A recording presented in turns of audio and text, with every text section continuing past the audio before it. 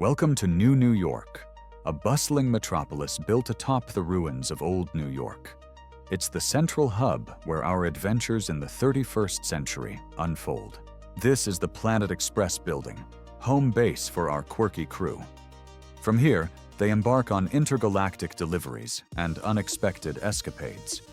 Meet Fry, a 20th century pizza delivery boy who was cryogenically frozen and woke up 1,000 years later, bringing his unique charm to the future. Leela, the competent and one-eyed captain of the Planet Express ship, balances leadership with a quest to uncover her mysterious origins. Bender, a cigar-smoking, beer-guzzling robot with a penchant for bending and mischief, adds a metallic edge to the crew's dynamics. The eccentric Professor Farnsworth, Fry's distant nephew, is a brilliant yet senile inventor who often sends the crew on perilous missions. Zoidberg, the crustacean-like alien doctor, offers questionable medical advice, but remains endearingly optimistic despite his misfortunes. Amy, an intern from Mars University, combines her affluent background with a klutzy demeanor, contributing to the team's adventures. Hermes, the bureaucratic Jamaican accountant, ensures order within the chaos, bringing structure and a love for paperwork to the crew. Scruffy, the janitor with minimal dialogue, often surprises with profound insights, embodying the phrase, "Still waters run deep." Qbert, the professor's clone, initially skeptical of the crew's antics, gradually finds his place within the Planet Express family. Dwight, Hermes' son, shares adventures with Qbert, showcasing the next generation's potential and mischief in equal measure. Mom, the manipulative matriarch of MomCorp, hides her ruthless nature behind a sweet facade, often clashing with the professor. Igner, one of Mom's 3 sons, stands out with his childlike innocence, often used by Mom to further her corporate schemes. Zap, the egotistical dupe captain, is known for his misguided strategies and unreciprocated advances toward Leela. Kif, Zap's long-suffering assistant, contrasts his superior with humility and forms a heartfelt relationship with Amy. The Democratic Order of Planets headquarters symbolizes intergalactic diplomacy, often entangled in bureaucratic red tape.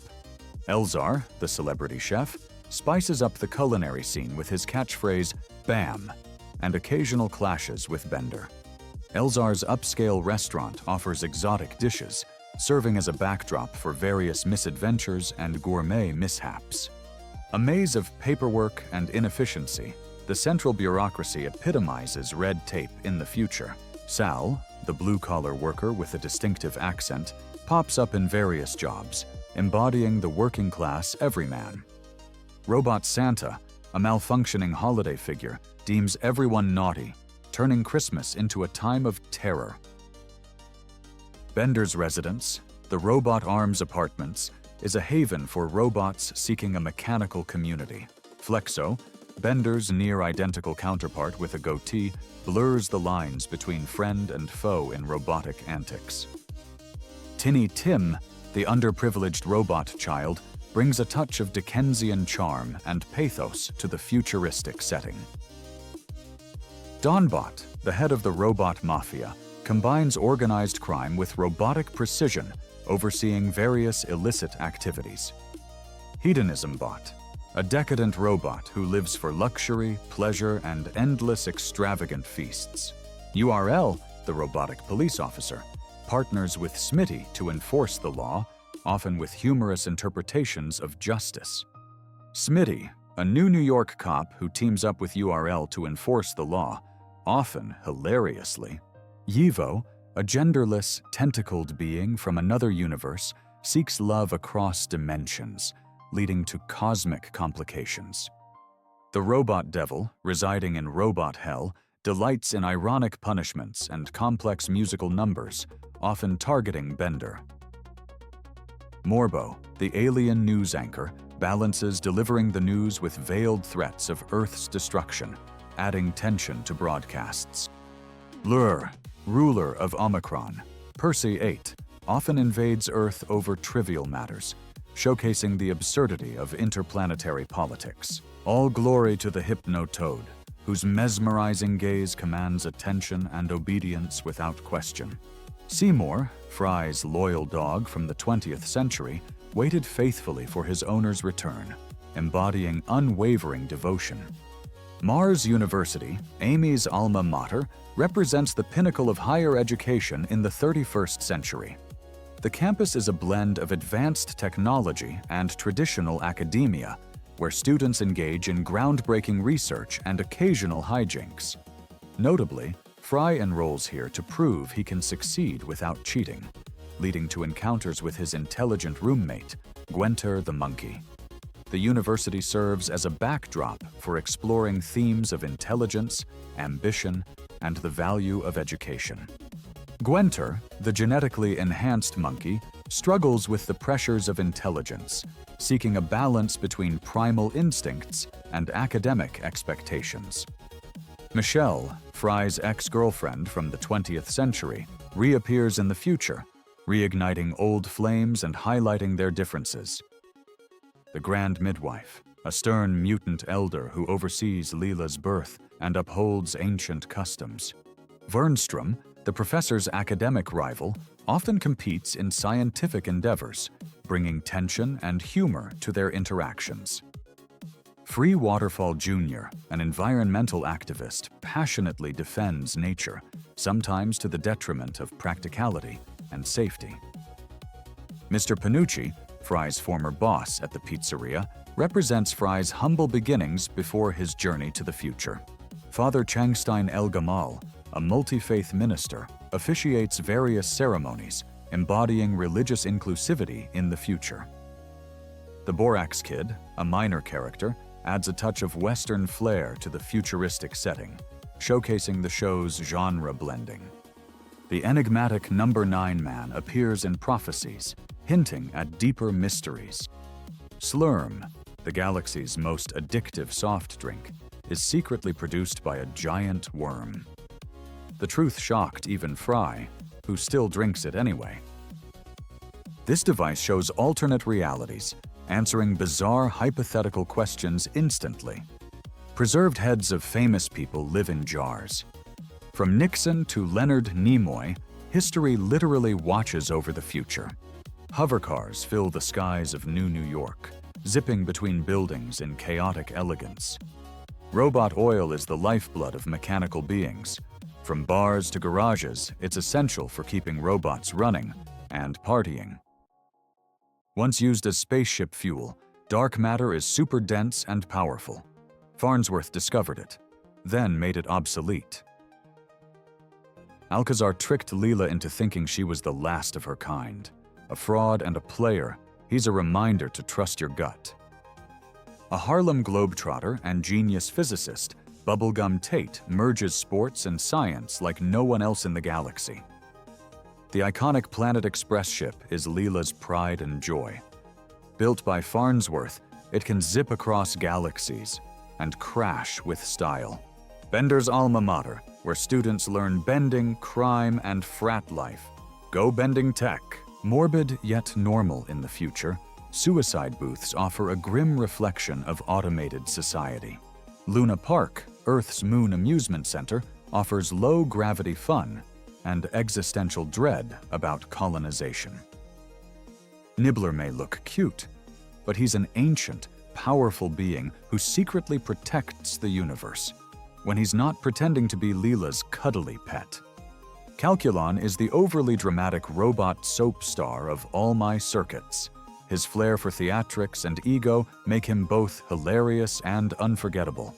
From mutants and robots to bureaucrats and space toads, Futurama shows a future as ridiculous as it is human, and now you've seen what they might look like, for real.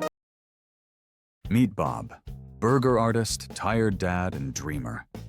He grills with love, names his burgers with puns, and runs his diner like it's the most important place in town. Bob's Burgers is cozy, chaotic, and full of flavor. Yellow walls, red stools, and daily drama. This diner is the beating heart of Ocean Avenue. Linda is loud, loving, and always ready to sing. She's Bob's better half and the diner's soul, keeping everyone upbeat, one wine glass at a time. Tina dreams of boys, horses, and zombies. She's awkward but honest, and no one loves Butts more. Her weirdness, totally sincere and lovable. Gene's a music-loving goofball with a fart keyboard. He brings chaos, jingles, and joy, always ready to star in his own musical. Louise is tiny, loud, and dangerous. With her pink bunny ears and wild ideas, she's always scheming and secretly protecting her family. Gail, Linda's quirky sister, paints cat butts and writes weird poems. She's chaotic, creative, and always falling in love, sometimes with Bob. Teddy's Bob's loyal customer, handyman, and kind-hearted mess. He fixes everything and eats everything. Lonely, helpful, and lovable. Mort's the upbeat mortician next door. Between burials, he swings by for burgers and adds a morbid joke.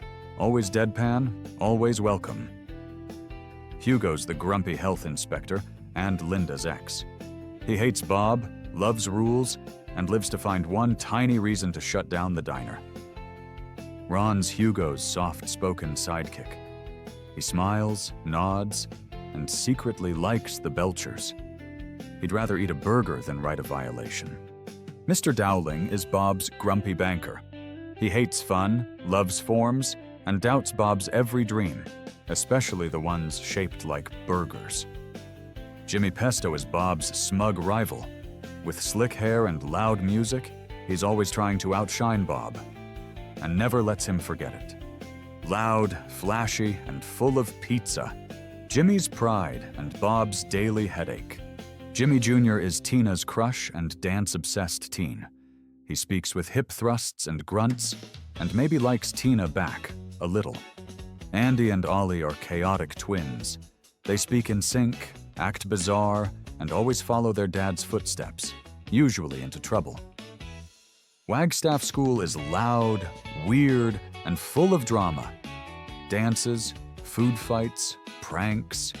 The Belcher kids call it home sweet mayhem. Mr. Frond is the overly earnest school counselor. He loves puppets, hates pranks, and tries hard to fix kids who don't want fixing. Ms. LeBons has seen it all. Tough, tired, and totally done with nonsense. She rules her class with sarcasm and just a little secret care. Mr. Ambrose is the dramatic librarian. He's more into fantasy than rules and loves gossip almost as much as rare books. Mr. Bronca's the janitor who knows it all. Quiet, kind, and always cleaning up messes. Both spilled milk and student drama. Tammy thinks she's the queen of school. She teases Tina, craves gossip, and tries too hard to stay cool, usually by being mean. Jocelyn is Tammy's clueless shadow. She laughs too loud, repeats everything, and lives in her own happy little fog. Zeke's loud, wild, and lovable. He wrestles, shouts, and supports his friends with big hugs and bigger heart. He's the kind of chaos that makes school fun. Rudy's small, sweet, and always wheezing. He's Louise's loyal sidekick, braver than he looks, and full of quiet heart. Logan's rich, rude, and once stole Louise's hat. Bad idea. He tries to bully the Belchers, but never wins. Millie wants to be Louise's best friend, badly. She's clingy, intense, and way too obsessed. It's cute and creepy. Calvin's rich, strange, and always in white. He owns half the town and loves weird games with his tenants, especially Bob. Felix is Calvin's wild little brother. Nervous, needy, and full of bad ideas, chaos follows him like a shadow. The town's wild pier. Rides, games, and chaos. Belcher kids love it. Dr. Yap's the loud, flirty dentist. He makes bad jokes, hits on Linda, and somehow still gets invited to family dinners. Marshmallow's tall, smooth, and unforgettable. She's kind, cool, and always arrives with wisdom. And fabulous shoes. Gretchen's a loud, wild hairdresser with a big heart. She knows every scandal and drags Linda on crazy girls' nights. Nat's the coolest limo driver in town. She's got contacts, confidence, and always saves the day with flair and speed. Big Bob's Diner is old school, greasy, and where Bob learned to flip patties. No frills, no flair, just burgers. Crazy ads, bad couches, worse puns, and somehow still in business. Fish, tanks, and splash zones. It's wet, wild, and wonderfully fishy. Lions, monkeys, and mayhem. A perfect place for school trips or chaos. 77 sandwiches, one shop, and still not better than Bob's. Ocean Avenue is the Belcher's home turf, a bustling street lined with quirky small businesses. Bob's Burgers stands here among other local shops and eateries. Day or night, Ocean Avenue is the lively heart of town.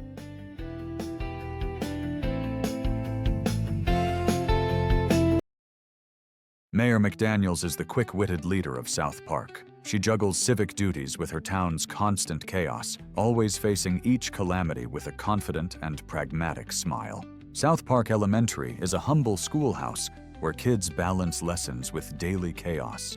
Mr. Garrison is South Park's most eccentric educator. He famously taught with his puppet Mr. Hat, changed genders, and even became president, yet his blunt attitude never changed. Ms. Choksondik is a strict teacher with an unusual style. She even wears her bra outside her blouse. She struggled to control the unruly class, and her tenure ended mysteriously. Mr. Mackey, the school counselor, guides students with a gentle demeanor and his signature McKay. His head might be big, but his heart is bigger.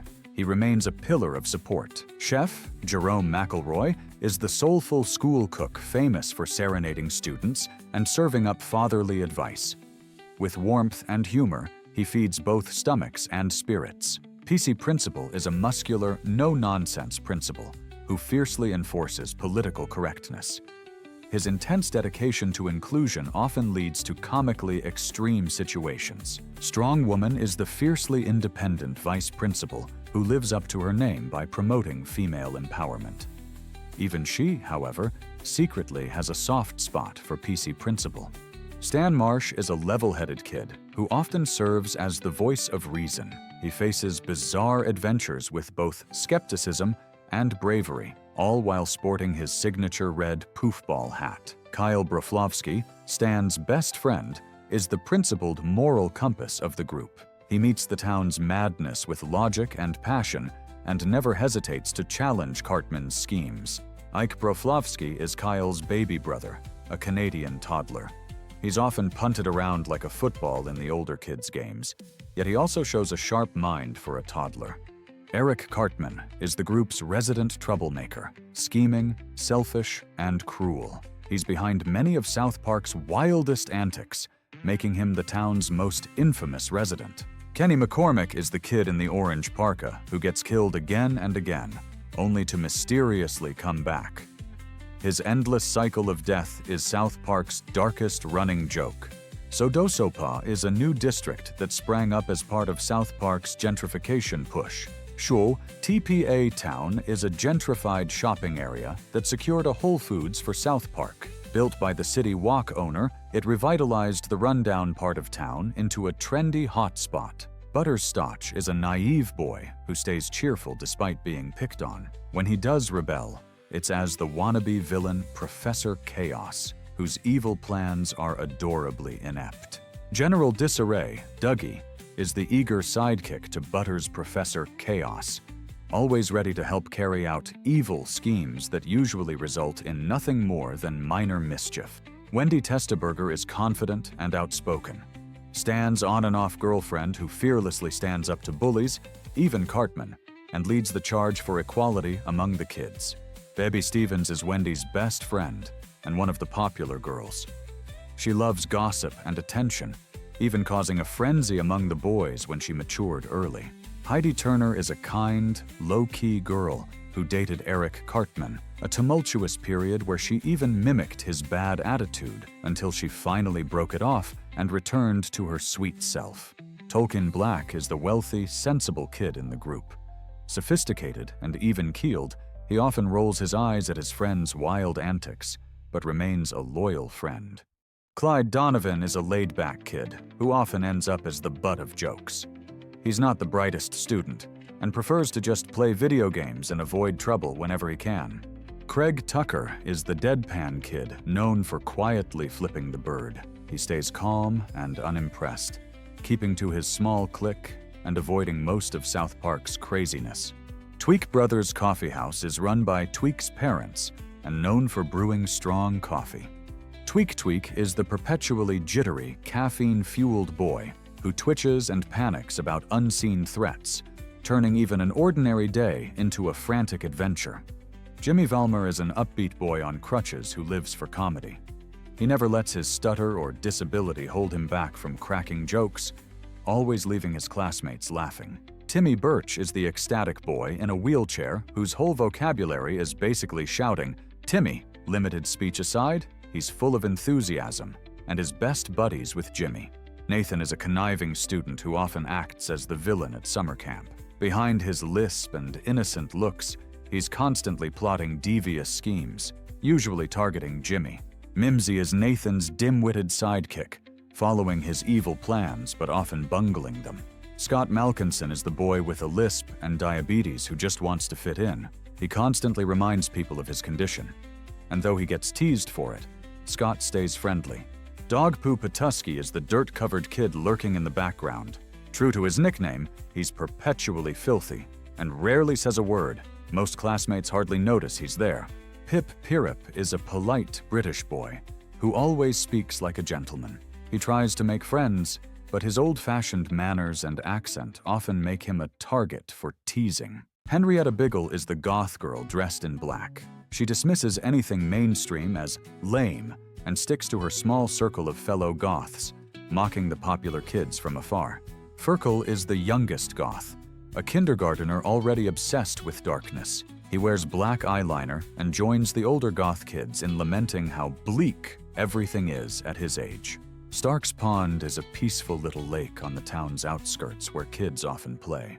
City Walk is the local Chinese restaurant, known for takeout and the owner's thick accent. Mr. Tuong Lu Kim is the thick-accented, fiery owner of City Walk, who even once tried to build a wall around town to keep out the Mongolians. Tom's Rhinoplasty is a local plastic surgery clinic, the go-to for cosmetic procedures. South Park's police station houses a very quirky police force. Under the well-meaning but clueless Officer Bar Brady, law enforcement in town is often a comedy of errors. Trent Boyette is the notorious bully from preschool even the boys fear. He spent years away after taking the blame for a prank gone wrong. Now he's back, making everyone uneasy. Hell's Pass Hospital is the town's main hospital, patching up the town's many injuries. South Park Mall is the town's shopping center, complete with stores and a food court. Sharon Marsh is Stan's mom, and often the voice of reason at home. She tries to keep her husband Randy's wild antics in check and maintain some normalcy amid South Park's chaos. Randy Marsh is Stan's over-the-top dad, who's always on to his next wild obsession. His antics constantly plunge the Marsh family, and often the town, into chaos. Tegrity Farms is a marijuana farm started by Randy Marsh on the outskirts of town. Towley is a talking towel who is always high. Even while constantly stoned and giggly, he tries to be helpful, famously reminding everyone, "Don't forget to bring a towel." Gerald Broflovsky, Kyle's dad, is usually level-headed, though even he once had a wild turn as the online troll Skankhunt42. He generally means well and tries to do right by his family. Sheila Broflovsky is Kyle's outspoken and protective mom who often leads moral crusades. She means well, but her zeal can go overboard. Leanne Cartman is Eric's overly indulgent mom. Soft-spoken and endlessly patient, she almost never says no to her muffin, which largely explains Cartman's behavior. South Park Church is the town's small chapel, a quiet spot for Sunday services and reflection when it's not caught up in the town's chaos. Jesus Christ lives in South Park as a surprisingly down-to-earth neighbor. He's polite, helpful, and even joins forces to fight evil when duty calls. Satan, the devil himself, occasionally pops up in South Park. He's a big horned figure but even the Prince of Darkness sometimes just wants to be understood. Big Gay Al is the town's flamboyant, friendly gay icon. He's known for running a big gay animal sanctuary for gay pets, and he spreads positivity and acceptance wherever he goes. Sparky is Stan's pet dog, and South Park's proudly gay pup. He once ran away to Big Gay Al's sanctuary, but returned to Stan a happy, tail-wagging symbol of pride. Casa Bonita is a Mexican restaurant with cliff divers, famously Cartman's favorite place. Peppermint Hippo is the town's strip club, an adult venue infamous for its wild nights. Terrence and Philip are a Canadian comedy duo famous for endless fart jokes, absolutely adored by the South Park kids, and absolutely hated by their parents.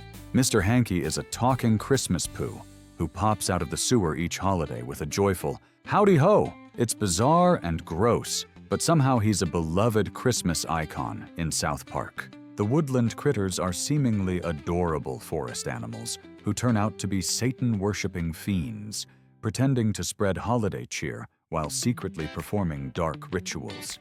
Man-Bear-Pig is the monstrous half-man, half-bear, half-pig creature Al Gore warned about, thought to be imaginary until it showed up and wreaked havoc in South Park. Lemmywinks is the school's pet gerbil who went on a bizarre journey through a human body, guided by spirit animals, to become the Gerbil King, a tiny epic quest that stands as one of South Park's strangest legends.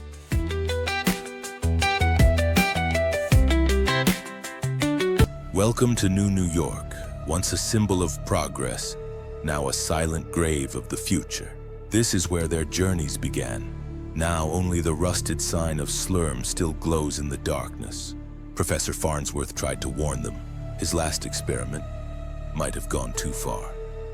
One lonely light still flickers at Robot Arms Apartments. Someone's home, or something is. Bender survived, but now his sarcasm is replaced with silence and sparks. Fry slept through the end of the world. He woke up empty. Leela always fought back, but even she couldn't hold the darkness forever. Amy still smiles, but her eyes don't blink anymore. Hermes tried to keep order. Now he just counts the dead files in the dark. Kif Croker was left behind in quarantine. No orders, no hope, just shadows. Scruffy knew this would happen. He just kept sweeping the ashes. Sal doesn't deliver anymore. He wanders the corridors like a forgotten package. Elzar's kitchen stayed open, but the menu changed. Her smile was always fake. Now it's the only thing that remains. Morbo still delivers the news, no matter how horrifying. The robot devil never left. He's just waiting for someone to make a new deal. Officer URL still patrols the streets, but there's no one left to protect. Bernstrom's envy outlasted everyone. Now he's trapped in his own masterpiece. Nibbler watched the end from the shadows. Maybe he always knew. This is what remains of the future. A world once full of laughter, now swallowed by silence. Hey! So, what if South Park characters showed up to a high-fashion photo shoot? Same chaos energy, but now they've got couture.